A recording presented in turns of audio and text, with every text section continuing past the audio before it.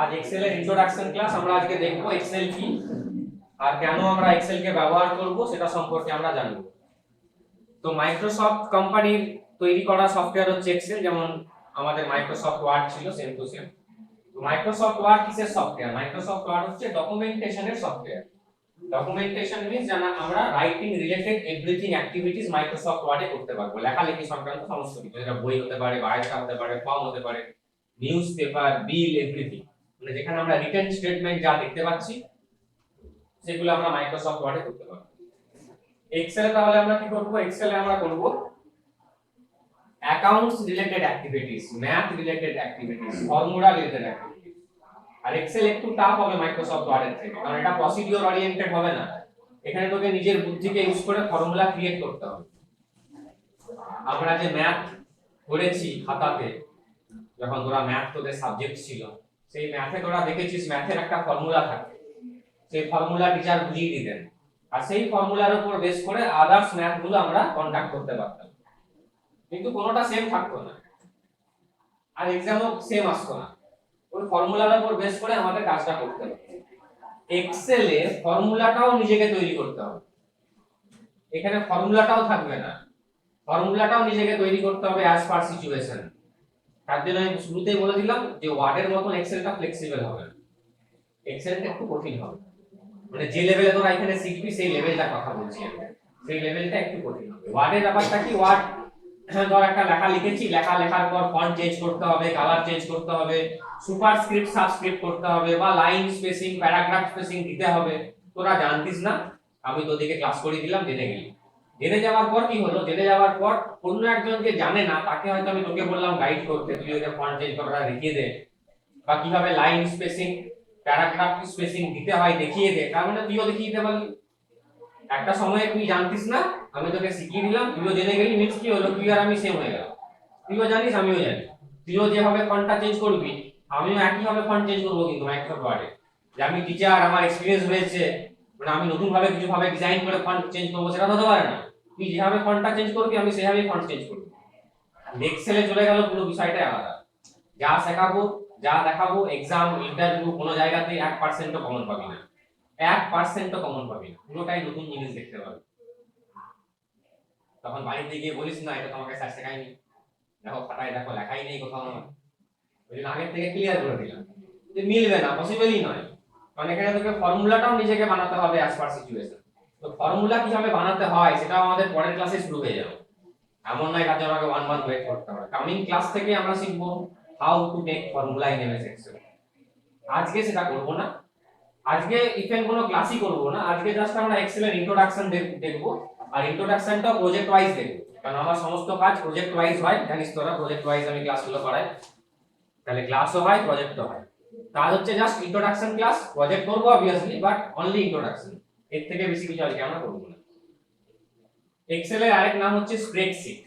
Spreadsheet accounting software আর accounting package. এই শীটটা অনেক বড় জায়গা নিয়ে ছড়িয়ে আছে। এই যে রো গুলো দেখতে পাচ্ছি 1 2 3 করে, এই রো কিন্তু আমার আছে 10,48,000 পর্যন্ত এক একটা শীটে। এই যে কলাম গুলো দেখতে পাচ্ছি এবিসিডি করে, এটা আছে মোর দেন 16,000, মোর দেন 16,000 কলাম আমার এক একটা শীটে আছে। এরকম আমরা 256 শীট ইউজ করতে পারি।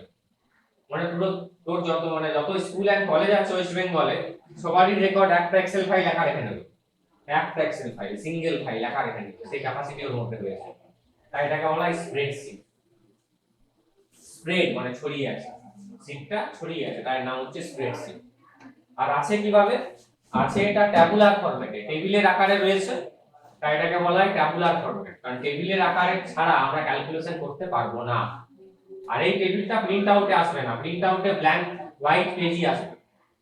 প্রিন্ট আউটে ব্ল্যাঙ্ক হোয়াইট পেজই আসবে। যদি তোর টেবিলের রিকোয়ারমেন্ট থাকে তোকে টেবিল আলাদা করে নিতে হবে। যে টেবিলটা আমরা দেখতে পাচ্ছি গ্রিড লাইন গুলো, এগুলোকে গ্রিড লাইন বলা হয়। জাস্ট ফর আওয়ার হেল্প, আমরা পার্টিশন গুলো বুঝতে পারছি তার জন্য, যেন কাজ করতে সুবিধা হয়। কারণ এখানে আমরা অ্যাপ্লিকেশন বা বায়োডাটা বানাবো না, এখানে আমরা ক্যালকুলেশন করব।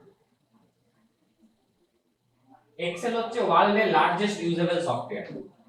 সবথেকে বেশি পৃথিবীতে ইউজ হয় মাইক্রোসফট এক্সেল।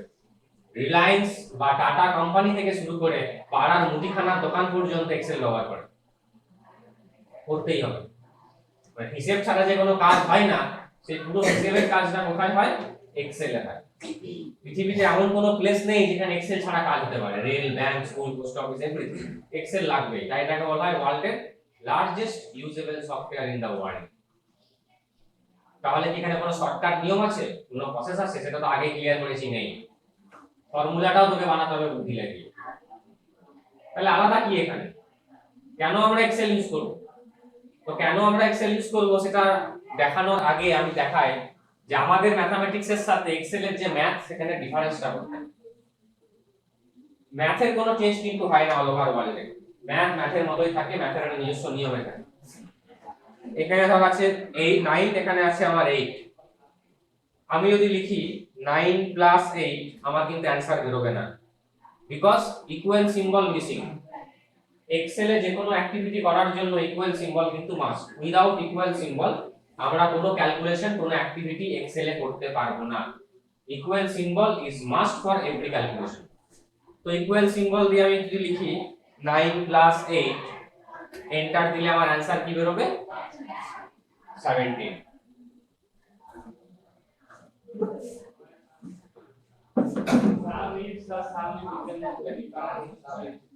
আওয়াজ করবি না তোরা, প্র্যাকটিস কর।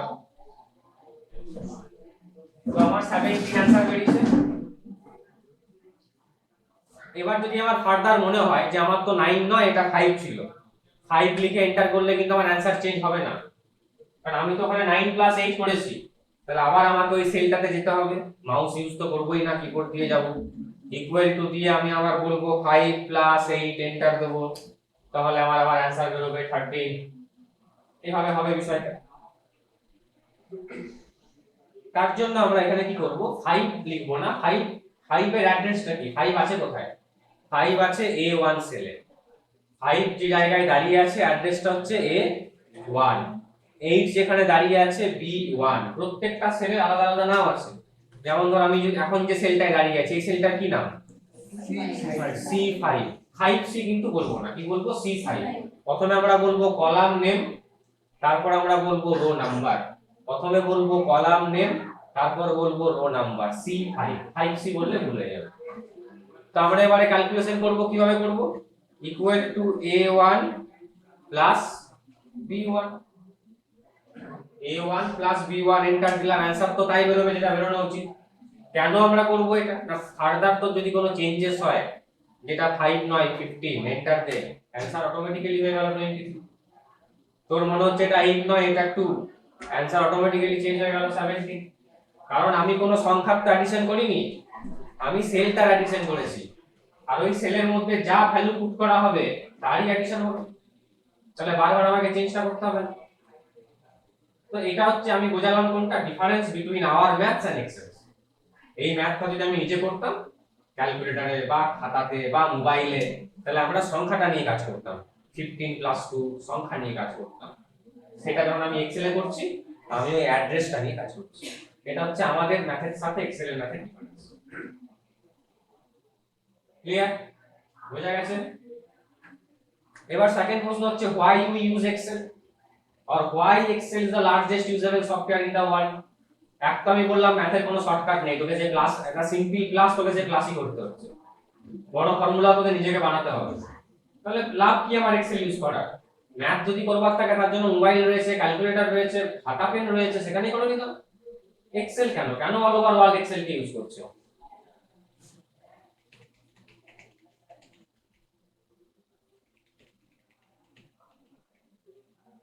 না ধর এই সমস্ত নাম্বারগুলো আমার অ্যাডিশন করতে হবে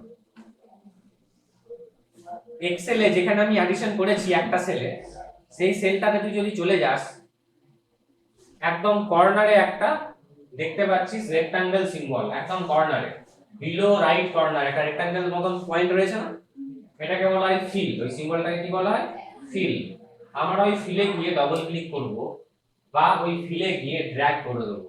ফিলে গিয়ে ডবল ক্লিক করব বা ফিলে গিয়ে ড্র্যাগ করে দেব। ফিলে গিয়ে আমি ডবল ক্লিক করছি মাউস দিয়ে, প্রত্যেকের অ্যাডিশন কিন্তু হয়ে গেল। সেটা আমার 8 হতে পারে, 8000 হতে পারে, 8 কারোর হতে পারে। মানে আমাকে 8% এর অ্যাডিশন করতে দিলে আমার যা টাইম লাগবে, আমার 8 লাখ হলেও কিন্তু সেম টাইম লাগবে। এটা যদি আমি খাতায় করতাম বা ক্যালকুলেটরে করতাম তাহলে প্রত্যেকটা অ্যাডিশন আমাকে আলাদা আলাদা করে বের করতে হতো। এক্সেলে সেটা কিন্তু করতে হলো না, একজনা করলাম, হাজার হাজার লক্ষ লক্ষ জনা হয়ে গেল। তো এই কারণে এক্সেল ইউজ হয় অল ওভার ওয়ার্ল্ড। অঙ্কের কোনো চেঞ্জ কিন্তু নেই, ম্যাথটা ম্যাথের মতোই করতে হবে, বাট যা করব একটা করব, যেটা তোদের বইয়ে পাই না বা পড়াশোনাতে পাই না, যে একটা অঙ্ক করলে সবগুলো হয়ে যাবে হবে না। এখানে সেটা কিন্তু ক্লিয়ার। আজকে আমি বলেইছি যে আমি এক্সেল শেখাচ্ছি না, আমি কি বললাম আজকে, যে আমি এক্সেল ইন্ট্রোডাকশন দিলাম তোদের।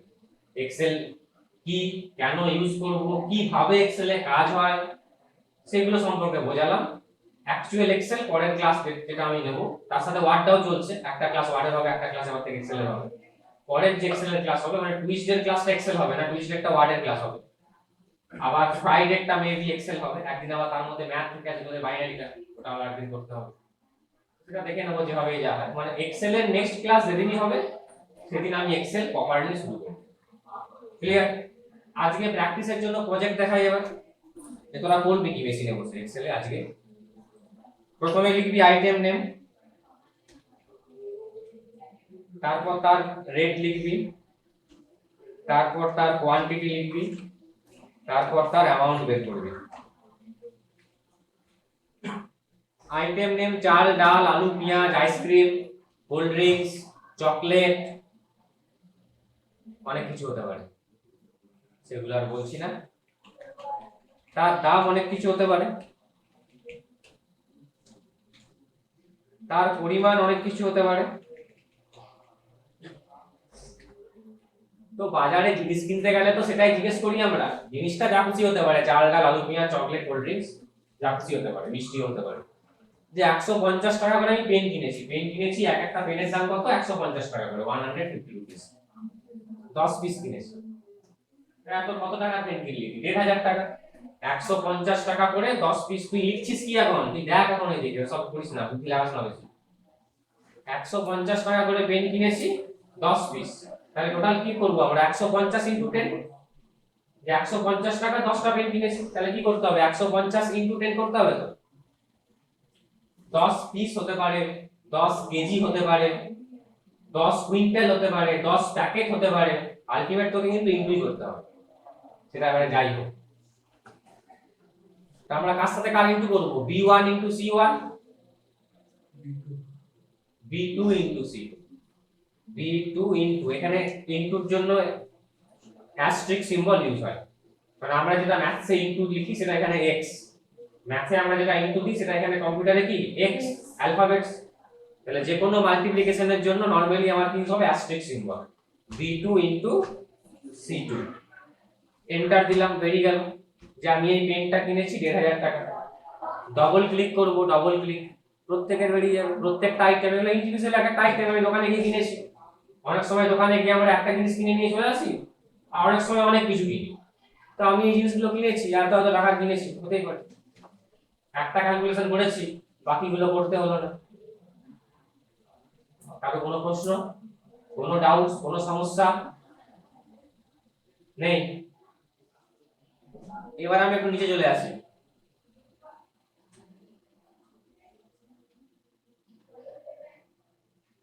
নিচে আমি এখানে লিখছি total amount. Total amount, total amount মানে কি? এই প্রত্যেকটা টাকা আমাকে পে করতে হবে। তো তাহলে এই প্রত্যেকটা টাকা মানে আমার কি, কোন টাকাগুলো? D2 plus D3 plus D4 plus D5 plus D6 plus D7। আমি ফাংশন ইউজ করছি না এখন, অনেকে মেবি জানিস যারা আগে এক্সেল করেছিস। আমি এখন ইন্ট্রোডাকশন লেভেলে আছি, আমি ক্লাস করে করে করলাম। এই প্রত্যেকটা টাকা আমাকে পে করতে হবে, তাহলে কত টাকা পে করতে হবে আমাকে? 79,552 রুপিস আমার বিলিং হয়েছে। বিলিং অ্যামাউন্ট হচ্ছে আমার 79,552। ক্লিয়ার? জিএসটি আমি দিলাম 18%। জিএসটি এখন খুব কমন একটা পার্ট, সব প্রোডাক্টের জিএসটি লাগে, প্রত্যেকটা প্রোডাক্টের। তোরা যদি এখানে 100 টাকা ফিস জমা করিস, তোদের ওই 100 টাকা ফিসের মধ্যে 18 টাকা গভর্নমেন্টকে আমাদেরকে পে করতে হয়, কারণ এডুকেশনের জিএসটি হচ্ছে 18। এডুকেশনে আমাদের ইনস্টিটিউটসে আমরা ফলো করে দেখেছি কেউ এক্সট্রা করে জিএসটি দিতে চায় না, কিন্তু অন্য জায়গায় যখন কোনো প্রোডাক্ট কিনবি প্রোডাক্টের সাথে দেখবি জিএসটিটা লেখাই থাকে যে তোর প্রোডাক্টের ভ্যালু এত, বা রেস্টুরেন্টে খেতে গেলেও জিএসটি বিল হয়, আর যে কোনো জিনিস কিনলো তো সেই জিএসটিটা কিন্তু তুই দিচ্ছিস দোকানদারকে, বাট ওটা কিন্তু দোকানদার রাখতে পারছে না, ও নিচ্ছে তোর কাছে ঠিক কথা, বাট ওটা চলে যাচ্ছে গভর্নমেন্টের ফান্ডে, ওটা সরকারকে দিতে হয়, সরকারের ট্যাক্স ওটা। ক্লিয়ার? তো সেটাকে বলা হচ্ছে জিএসটি, তোরা জানিস এগুলো, যাই হোক। তো আমি 18% কেন লিখলাম, কারণ এডুকেশনে আমাদের 18% হয়, কোথাও 5% হয়, কোথাও 20% হয়, কোথাও 12% হয়, প্রোডাক্ট প্রাইস ডিপেন্ড করছে, অতটা আমি জানি না। এডুকেশনে 18% হয়, তাই আমি জানি। কি করে বের করব? 100 টাকা 18% খাতায় করলে কি করে করতিস? 100 টাকা 18% খাতায় করলে কি করে করতিস? 100 into 18 by 100, 100 into 18 by 100, এখানে তাই করব। এখানে 100 রুপিস এর জায়গায় কি আছে? 79000। আমি সেল অ্যাড্রেস ইউজ করব বলেছি, D8 into 18 by 100, যা তুই খাতায় করতিস তাই করলাম, শুধু আমি এখানে করলাম অ্যামাউন্টটা লিখলাম না, সেটা কেন তোরা জানিস, এটা চেঞ্জ হলে অটোমেটিক্যালি এটাও চেঞ্জ হবে। এর আমি 18%, এই ভ্যালুটা 18% আমি বের করতে চাইছি জিএসটি। এন্টার দিলাম, বেরিয়ে গেল 14,319 রুপিস আমাকে জিএসটি পে করতে হবে আমার এই প্রোডাক্টের এগেইনস্টে। তাহলে টোটাল পেয়েবল অ্যামাউন্ট কি হবে? টোটাল পেয়েবল অ্যামাউন্ট তোকে দিতে হবে D8, এটা তোর অ্যাকচুয়াল ভ্যালু, দোকানদারের ভ্যালু, প্লাস একটা হচ্ছে গভর্নমেন্টের ট্যাক্স D9 জিএসটি, সেটা তোকে দিতে হবে। টোটাল তোকে এই টাকাটা পে করতে হচ্ছে 93,871 রুপিস 36 পয়সা। এটা হলো ধর total payable amount including GST. তোর কি নাম? নিশিতা এবারে এসেছে, পরের কাস্টমার আমার দোকানে। সে বললো স্যার এই প্রোডাক্ট আমি 2 পিস নেব, এটা আমি 50টা নেব, আর এই দুটো প্রোডাক্ট আমি নেব না, এটা আমি একটা নেব, আর এটা আমি 20টা নেব। তো নিশিতার বিল আমি বলে দিলাম 17,440 রুপিস 44 পয়সা, ওর কাছ থেকে টাকা রিসিভ করলাম, ওকে কন্ট্রোল পি একটা প্রিন্ট করে বিল দিয়ে দিলাম। কি নাম তো? মৌমিতা। পরের কাস্টমার মৌমিতা এসেছে, মৌমিতা বললো এটা আমি 50টা নেব, এটা দুটো নেব, এটা 5টা নেব, এটা 10টা নেব, এটা নেব না, এটা নেব না। তো মৌমিতার বিল হলো 23,460 রুপিস, ওকে আমি টাকা রিসিভ করলাম, ওকে একটা বিল আমি দিয়ে দিলাম। এই যে একবার আমি প্রজেক্টটা করে নিয়েছি, আমাকে কিন্তু বারবার আর করতে হচ্ছে না। এবার আমি দোকানে নেই, দোকানে অন্য কেউ রয়েছে, তুই রয়েছে, তোকে আমি শিখিয়ে দিয়েছি, দেখ যে যেমন নেবে তুই লিখবি, অটোমেটিক বেরিয়ে যাবে। বাকিগুলো লকও করা যায়, যদি আমার তোর উপর ভরসা না থাকে, না তুই কিছু গন্ডগোল করে দিতে পারিস বা ভুলভাল এন্ট্রি করে দিতে পারিস, সেগুলোকে লক করে দেবো। কোয়ান্টিটি জায়গা ছাড়া সব লক করে দেবো, তুই শুধু কোয়ান্টিটিটাই লিখতে পারবি। সেগুলো আসবো আস্তে আস্তে, প্রজেক্টে হবে। বা আমার হয়তো 50টা দোকান রয়েছে, আমি এটা হোয়াটসঅ্যাপে শেয়ার করে দেবো, গুগল ডক্সে শেয়ার, এক্সেল ক্যালেসে শেয়ার করে দেবো, সবাই নিজের মতন করে ইউজ করতে পারবে, আমি সেটা দেখতে পাবো এক জায়গা থেকে বসে। মানে যা করবো একবারই করবো, ওয়ান টাইম ইনভেস্টমেন্ট। ক্লিয়ার? তো এইভাবে একটা আমরা বিল তৈরি করতে পারবো, উপরে হেডিং দিতে পারবো, তখন একটা নিচ থেকে লিখতে হবে এটা। আর মাইক্রোসফট ওয়ার্ডে যেগুলো শিখেছিস সেগুলো আমি এক্সেলে শেখাবো না। এই যে মাইক্রোসফট ওয়ার্ডে তোরা শিখে বসে আছিস, ফন্ট চেঞ্জ করা, কালার দেওয়া, বোল্ড ইটালিক করা, সেগুলো তো আমি এক্সেলে রিপিট করবো না। এক্সেল এগুলো রিপিট করলে তোরা যে 3 মান্থের এখন তোদিকে আমি এনরোল করেছি, সেটা তোদের 6 মান্থ লেগে যাবে, যেটা আদার্স অন্য জায়গায় করানো হয়। আমি সেটা করবো না, আমি এখানে তুই কমও শিখবি না, আবার তোকে ওইটা টাইম পাসও করানো হবে না। মানে ওয়ার্ডে যেটা হয়ে যাচ্ছে তোকে ওয়ার্ডেই ভালো করে শিখে দিতে হবে, কারণ ওয়ার্ডের সমস্ত ফাংশন তুই এখানে পাবি কিন্তু আবার। ওই যে তুই হেডিং দিবি, ওয়ার্ড আর্ট দিয়ে দোকানের নাম লিখবি, ওই যে শিখেছিস ইনসার্ট থেকে ওয়ার্ড আর্ট, ইনসার্টে যখন যাবি ইনসার্ট থেকে ওয়ার্ড আর্ট শিখেছিস তো মাইক্রোসফট ওয়ার্ডে, তো তুই সেম জিনিস এখানে পাবি আর সেম প্রসেসে পাবি। এক্সেলে যখন ক্লাস হবে মিন্স পিওর এক্সেল শিখবি, ওয়ার্ডে যেটা শিখেছিস সেটা এক্সেলে তোকে নিজেকে করে নিতে হবে প্র্যাকটিস টাইমে, তবে তো তোর 3 মান্থে পুরো বিষয়টা কমপ্লিট হবে। ক্লিয়ার? এই প্রজেক্টটা আজকে নিজে